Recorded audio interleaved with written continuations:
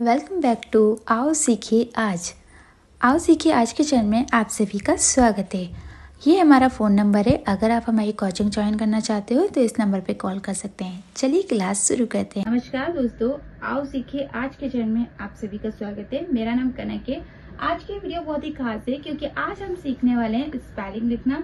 अगर आपको स्पेलिंग नहीं आती है तो ये वीडियो आपके काफी काम की है। जैसे कि आप यहाँ पर देख रहे हैं स्क्रीन पे आ का मतलब क्या होता है। जैसे हम नॉर्मली आ के लिए ए लिखते हैं और मैंने अभी तक आपको ये भी सिखाया है कि आ के लिए यू भी लिखा जाता है। यहाँ पर मैं आपको 4 तरीके बताने वाली हूँ आ को लिखने के। यानी कि आ के लिए ए भी लिखा जाता है, यू भी लिखा जाता है, आई भी, ओ भी, ई भी, लेकिन कब और कैसे लिखा जाता है ये आपको इस वीडियो में समझ में आएगा। अगर आपको स्पेलिंग नहीं आती है, आप गलतियां करते बड़ी बड़ी स्पेलिंग लिखने में और छोटी भी, तो आप ये वीडियो को देखने के बाद नहीं करेंगे। तो चलिए स्टार्ट करते हैं। स्टार्ट करने से पहले आप हमारे चैनल को सब्सक्राइब कर लीजिए ताकि आपको उसका पार्ट 1, पार्ट 2 रेगुलर जितने भी पार्ट है मिल सके। चलिए शुरू करते हैं। सबसे पहले जान लेते हैं कि आ के लिए यू को कब लिखा जाता है। ये बहुत ही सिंपल है, लेकिन फिर भी अगर आपको नहीं पता है तो समझ लीजिए। देखिए, कभी भी शुरू और बीच में अगर आपको आ लिखना हो तो आ के लिए यू लिखे। कैसे?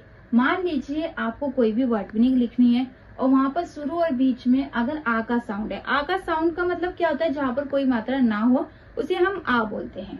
अब कैसे समझाएंगे? चलिए पहले समझ लेते हैं, फिर हम आगे जानेंगे।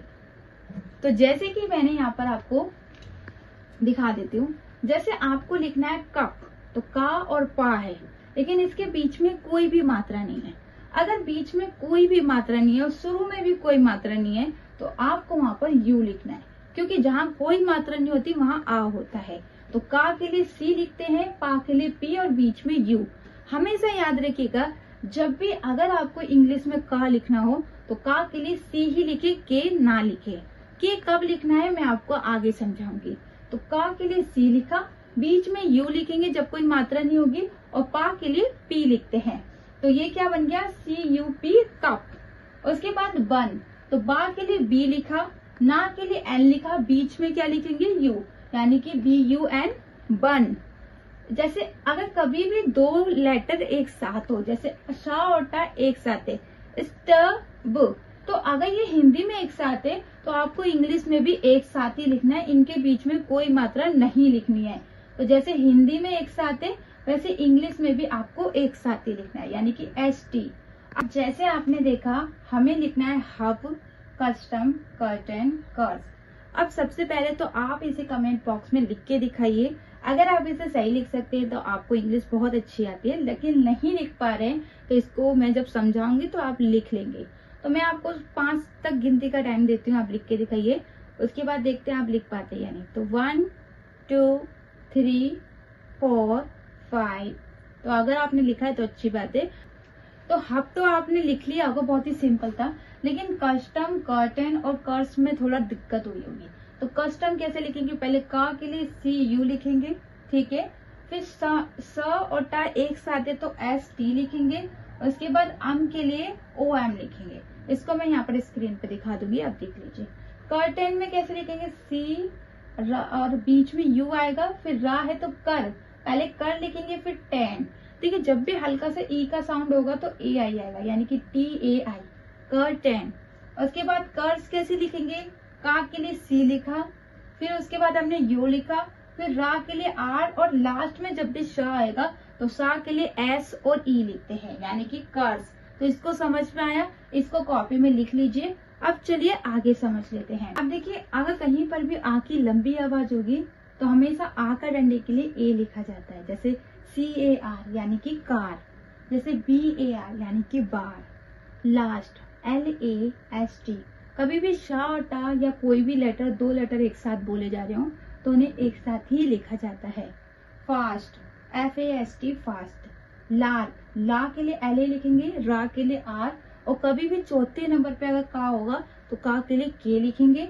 और वैसे नॉर्मली का के लिए सी ही लिखे, कभी भी के सब जगह ना लिखे, सिर्फ चौथे नंबर पे ही के लिखे। बाकी आगे और समझाएंगे जिससे आपको पता चलता रहेगा कि कैसे लिखना है। जैसे are, bard, yard, class, brass, yam. ये कुछ वर्ड मीनिंग आपको खुद से लिखनी है और हमें कमेंट बॉक्स में लिख के दिखानी है। इससे आपकी प्रैक्टिस हो जाएगी, जिससे आप खुद से देख सकते हैं कि कैसे लिखेगा। आर कैसे लिखेंगे, ARE, आर। तो इसको मैं बताऊंगी, लेकिन पहले आप जल्दी से कॉपी में लिख लीजिए और फिर मुझे कमेंट में लिख के दिखाइए। मैं देखती हूँ आपने सही लिखा है या नहीं।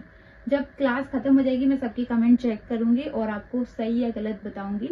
तो पहले इसको लिख लीजिए, सबने इसे लिख लिया है या नहीं उसे देख लीजिएगा, या इसका स्क्रीनशॉट रख लीजिए, उसको आराम से लिख के कमेंट में दे देना।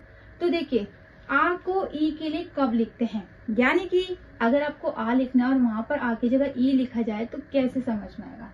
सबसे पहले तो ई हमेशा बड़ी वर्ड मीनिंग में आ के लिए आता है।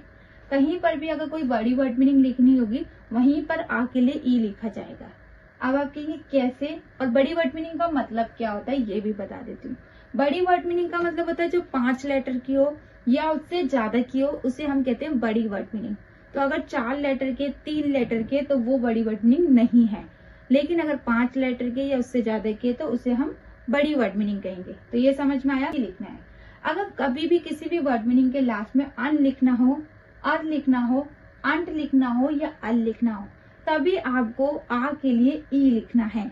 जैसे अगर अन लिखना है तो EN लिखेंगे, अर लिखना है तो ER लिखेंगे, अंट लिखना है तो ENT लिखेंगे, और अगर अल लिखना है तो EL लिखेंगे। इसको कॉपी में लिख लीजिए ताकि आपको कभी भी दिक्कत ना हो और आप आसानी से कोई भी स्पेलिंग लिख सके। ये बड़ी बड़ी स्पेलिंग होती है जो सबसे ज्यादा दिक्कत होती है, वो आपको नहीं होगी। इनको लिख लीजिए या स्क्रीनशॉट ले लीजिए। अब चलिए इसके कुछ एग्जाम्पल समझिए। यहाँ पर जैसे आप देख रहे हैं, अगर जैसे आपने लिखा टर्नल, तो सबसे पहले तो याद रखिएगा इसमें जो अल का साउंड होगा आ लिखा हुआ नहीं दिखेगा। टर्नल मतलब लास्ट में अगर खाली आपको ला लिखना है, जैसे टर्न लिखा पहले TUN, डबल N बताऊंगी क्यों लिखा गया, लेकिन पहले ला समझा देती हूँ। अगर लास्ट में ला आएगा तो हमेशा ला के साथ ई भी आएगा, यानी कि EL लिखा जाएगा। कभी भी सिर्फ L नहीं लिखना है, यानी कि जहां पर भी लास्ट में ला हो वहां पर EL लिखिए। उसके बाद जैसे आपको टन लिखना है तो TUN लिखा, आपने लिखा टन, लेकिन डबल N क्यों लिखा। जैसे हम जब कोई वोवल्स पर लिखा, जैसे हम जब कोई वोवल्स पढ़ते हैं तो हम बताते हैं कि लंबी आवाज होती है, छोटी आवाज होती है। कॉन्सोनेंट में भी लंबी आवाज होती है और छोटी आवाज होती है। अगर जल्दी से कोई भी लेटर बोला जा रहा है तो वो एक ही बार लिखा जाएगा, जैसे कि न, तो N लिखा जाएगा।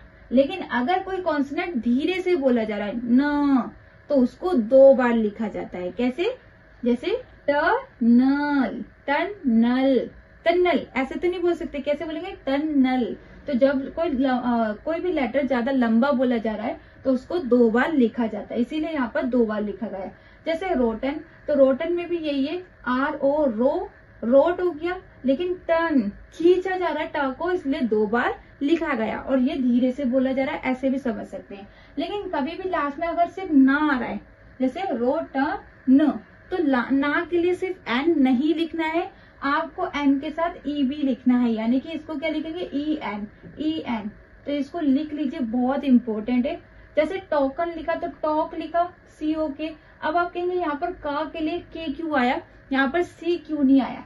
देखिए, अगर कभी भी का के बाद E आएगा तो का के लिए हमेशा K लिखा जाएगा, C नहीं लिखा जाएगा, क्योंकि अगर C लिख देंगे तो वो सा बन जाएगा।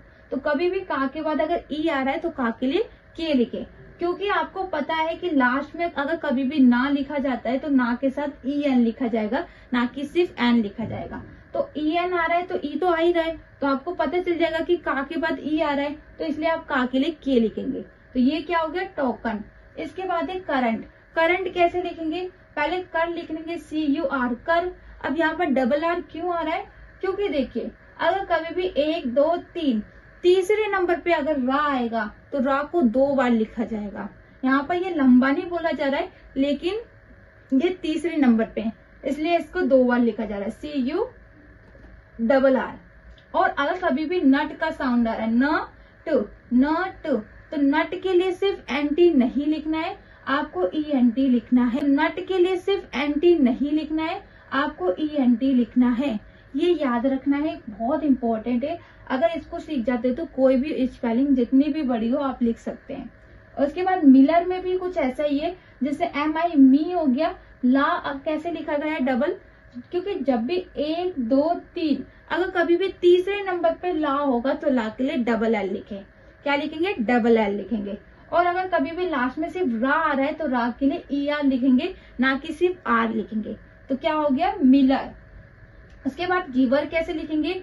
देखिए, गिवर में जी के लिए जे नहीं लिखते हैं, जी ही लिखते हैं। मतलब जा के लिए जी लिखा जाता है, लेकिन यहाँ पर गा के लिए भी जी लिखा गया है। तो ये वर्ड मीनिंग याद कर लीजिएगा कि गिवर में जी ही आता है। तो जी आई लिखेंगे गी, उसके बाद बा के लिए वी और लास्ट में रा के लिए ई आर।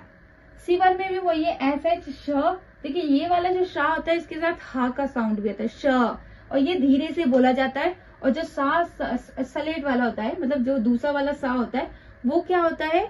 वो जल्दी बोला जाता है, ये धीरे बोला जाता है। तो जब भी धीरे से सा बोला जाए तो एस एच लिखे, जल्दी बोला जाए तो सिर्फ एस लिखे। ठीक है। उसके बाद आई लिखेंगे ई की मात्रा के लिए, व के लिए वी और रा के लिए आर लिखेंगे। इस वाले व का बता देती हूँ, ये जल्दी बोला जाता है, और जो वी वाला, वी फॉर बॉल वाला होता है, वो धीरे बोला जाता है। इसमें भी ये पहचान है। उसके बाद मस्टर्ड कैसे लिखेंगे? MUST, मस्ट हो गया। उसके बाद रा के लिए ER। ये समझ में आया? इसको लिख लीजिए। थोड़ा लंबी वीडियो हो सकती है क्योंकि बहुत सारा समझाना है, और जब मैं समझाती हूँ तो बहुत अच्छे से समझाती हूँ ताकि आपको समझ में आए। तो वर्ड मीनिंग मैंने आपको दी है पोस्टर और टैंकर। पोस्टर लास्ट में रा आ रहा है, और टैन, ये देखिए ना के लिए एन आएगा, कर, इसमें लास्ट में रा आ रहा है। तो इन दोनों वर्ड मीनिंग को कमेंट में लिख के दिखाइए। आप लिख लीजिएगा, पहले स्क्रीनशॉट ले लीजिए, फिर आराम से लिख के कमेंट में दिखा दीजिएगा। तो ये आपका होमवर्क हो गया लिखने के लिए। अब इसका आगे जान लेते हैं। देखिए, आ के लिए आई कब लिखा जाता है ये समझ लेते हैं। हमेशा याद रखिएगा, कभी भी 4 लेटर का कोई भी वर्ड मीनिंग हो जिसमें अर आ रहा हो, जैसे कोई भी वर्ड मीनिंग जिसमें 4 लेटर की हो और उसमें अर की आवाज आ रही हो, तो अर के लिए आई आर आएगा। क्या आएगा? आई आर आएगा। तो पहली बात तो वो सिर्फ 4 लेटर का होना चाहिए, दूसरा सिर्फ अर होना चाहिए। तो 4 लेटर की वर्ड मीनिंग में अर आएगा, तो अर के लिए क्या लिखेंगे? आई आर लिखेंगे। ये समझ में आया? पहले से लिख लीजिए, फिर इसको और अच्छे से समझेंगे। जैसे हमने लिखा बर्थ, तो बा के लिए बी लिखा, यहाँ पर क्या है? रा है, मतलब 4 लेटर का है। जैसे 1 2 3 4, क्योंकि TH एक ही है, तो यहाँ पर 4 लेटर में अगर सिर्फ रा आ रहा है, मतलब मान लीजिए 4 लेटर की वर्ड मीनिंग है और उसमें अगर सिर्फ रा की आवाज आ रही है, तो आपको रा के साथ आई भी लिखना है, यानी कि IR लिखना है। बर्थ क्या लिखेंगे? बर्थ। जैसे शर्ट के लिए SH लिखेंगे और सिर्फ रा आ रहा है। अगर हिंदी में देखेंगे तो 3 लेटर कह सकते हैं, 1 2 3, इंग्लिश में 4 लेटर। ठीक है। मर्थ, अगर कभी भी हिंदी में 3 लेटर हैं और उसमें आपको सिर्फ रा दिख रहा है तो आप IR लिखेंगे, ये याद रखना है। ठीक है। इसको थोड़ा समझ लीजिए। सिर्फ IR सिर्फ 4 लेटर में, इंग्लिश वाले 4 लेटर में आते हैं, बाकी कहीं नहीं आती है। और ये सिर्फ अर के लिए लिखा जाता है आई, बाकी कहीं पर भी नहीं लिखा जाता है। कॉपी में लिख लीजिए। बर्थ मैंने लिख दिया था, बाकी आपको लिखना है। इन सबको आपको कॉपी में लिखना है। पहले स्क्रीनशॉट ले लीजिए इसका, और फिर आप इसको अच्छे से कॉपी में लिख के कमेंट में लिख के भेजिएगा। मैं सभी के कमेंट चेक करूंगी क्लास होने के बाद, और आपको सही और गलत आंसर भी बताऊंगी। तो जैसे शर्ट हो गया, मर्थ हो गया, गर्ल हो गया, शर्क हो गया, फर्स्ट हो गया, गर्ल हो गया, तो ये आप लिखिए। इसका आंसर मैं आपको कमेंट में बताऊंगी। तो आई का हो गया हमारा। जान लेते हैं कि आ के लिए ओ कब लिखते हैं। सबसे पहले तो आपको इसके 3 रूल्स है जो मैं समझाऊंगी। पहला रूल है कि जब लास्ट में टा लिखा हो और टा के बाद अर आए, यानी कि लास्ट में टा के बाद अगर अर की आवाज आ रही है तो अर के लिए आपको OR लिखना है। जैसे डॉक्टर, तो इसको अच्छे से समझ लेते हैं। इसको पहले कॉपी में लिख लीजिए। लास्ट में कभी भी टी के बाद अगर अर आएगा तो अर के लिए OR लिखेंगे। तो इसको लिख लीजिए। इंस्पेक्टर, इंस्पेक्टर में आप देख रहे हैं टी है और टी के बाद क्या आ रहा है? आर, मतलब रा आएगा। वैसे तो सिर्फ रा दिखाएंगे लेकिन साउंड अर का है, तो टी के बाद जब भी रा आएगा तो आपको OR लिखना है। जैसे ट्यूटर, तो टी के बाद क्या आया? आ रहा है, तो OR लिखना है। इसको लिख लीजिए, फिर मैं आपको आगे बताऊंगी। अब इसका दूसरा रूल समझ लेते हैं। अगर कभी भी शुरू में, ये देखिए शुरू की बात हो रही है, ये लास्ट की बात नहीं हो रही है, ना ही बीच की। अगर कभी भी शुरू में आपको कम लिखना हो किसी बड़ी वर्ड मीनिंग में, पहली बात ये सिर्फ बड़ी वर्ड मीनिंग के लिए, छोटी वर्ड मीनिंग के लिए नहीं है। तो कभी भी बड़ी वर्ड मीनिंग के शुरू में कम लिखा जाए, कन लिखा जाए, कर लिखा जाए या कल लिखा जाए, इनमें से अगर कोई सा भी बड़ी वर्ड मीनिंग के शुरू में आएगा तो हमेशा कम के लिए COM लिखेंगे, कन के लिए CON लिखेंगे, कर के लिए COR लिखेंगे और कल के लिए COL लिखेंगे। इसको लिख के रख लीजिए। अगर ये सीख गए तो मैं लिख के आपको 100% गारंटी दे सकती हूँ कि कोई भी बड़ी वर्ड मीनिंग गलत नहीं लिखेंगे। सिर्फ ये रूल्स पता होने चाहिए। ये समझ में आ गया? इसको स्क्रीनशॉट करके लिख लीजिए। बहुत अच्छे नोट्स हैं, इसको ये कहीं और नहीं मिलेंगे। सबसे बड़ी बात ये है, और ये सीख गए तो सब सीख गए। इसका एग्जाम्पल जान लेते हैं। जैसे मैंने बोला COR अगर कभी भी शुरू में होगा तो कर का साउंड नहीं, तो जैसे करेक्ट, करेक्ट, तो यहाँ पर कर के लिए COR लिखा। डबल R क्यों आया? क्योंकि तीसरे नंबर पे आ रहा है इसलिए डबल लिखा। उसके बाद एक्ट, करेक्ट, एक ही मात्रा तो आएगी। जैसे कल आ रहा है, जैसे कलर, तो COL कल लिख दिया। R के लिए लास्ट में आप कहेंगे R के लिए यहाँ पर OUR क्यों आया, तो ये मैं आपको आगे क्लास में बताऊंगी। इसको समझाने के लिए थोड़ा सा US का भी लेना पड़ेगा, इसलिए अभी सिर्फ इतना समझ लेते हैं। देखिए कन, अगर कभी भी शुरू में कन आ रहा है तो CON लिखेंगे। उसके बाद ट्रोल है वो तो अलग है, वो तो कर का साउंड नहीं, तो जैसे करेक्ट, करेक्ट, तो यहाँ पर कर के लिए COR लिखा। डबल R क्यों आया? क्योंकि तीसरे नंबर पे आ रहा है इसलिए डबल लिखा। उसके बाद एक्ट, करेक्ट, एक ही मात्रा तो आएगी। जैसे कल आ रहा है, जैसे कलर, तो COL कल लिख दिया। R के लिए लास्ट में आप कहेंगे R के लिए यहाँ पर OUR क्यों आया, तो ये मैं आपको आगे क्लास में बताऊंगी। इसको समझाने के लिए थोड़ा सा US का भी लेना पड़ेगा, इसलिए अभी सिर्फ इतना समझ लेते हैं। देखिए कन, अगर कभी भी शुरू में कन आ रहा है तो CON लिखेंगे। उसके बाद ट्रोल है वो तो अलग है, वो लिखना ही है। कम आ रहा है जैसे कमिश्नर या कमीशन, कुछ भी वर्ड मीनिंग है, तो COM यानी कि कम। उसके बाद कमी, देखिए M को लंबा बोला जा रहा है इसलिए 2 बार लिख रहे हैं। जल्दी बोलते तो 1 बार लिखते। कमीशन, शन के लिए SION भी लिखते हैं, TION भी लिखते हैं। इसका टॉपिक बाद में बताऊंगी क्योंकि थोड़ा लंबा टॉपिक है। COM, कम से एक और वर्ड मीनिंग है, जैसे कंप्यूटर, कंप्यूटर। समझ में आया? बहुत ही इजी है अगर समझो तो, और नहीं समझ रहे हैं तो बहुत डिफिकल्ट है। तो इसको स्क्रीनशॉट लेके लिख लीजिए। अगर आप हमारी कोचिंग ज्वाइन करना चाहते हैं तो जो वीडियो की स्टार्टिंग में नंबर है उस पर कॉल या मैसेज करके क्लास ज्वाइन कर सकते हैं। अगर आपने सब्सक्राइब नहीं किया है तो अभी कर लीजिए, क्योंकि ये क्लास आपके बहुत काम आने वाली है, और आपकी फैमिली में भी कोई इंग्लिश सीखना चाहता है तो उसके भी बहुत काम की है। उसे जो जान लेते हैं, ये रूल नंबर 3 है। अगर कभी भी आपको कम लिखना हो, सम लिखना हो, डन लिखना हो या नन लिखना हो, ये 4 वर्ड मीनिंग कहीं पर भी लिखनी हो तो ऐसे ही लिखनी है। सिर्फ ये 4 वर्ड मीनिंग, ये हर जगह ऐसे ही लिखी जाएगी, कम, सम, डन, नन। इसको लिख लीजिए। आज की सिर्फ इतनी ही वीडियो है। इस वीडियो में हर एक चीज आपको बहुत इंपॉर्टेंट है, इसको लिख के याद जरूर करिएगा। कोई डाउट हो तो कमेंट करिएगा, और वीडियो को एक लाइक जरूर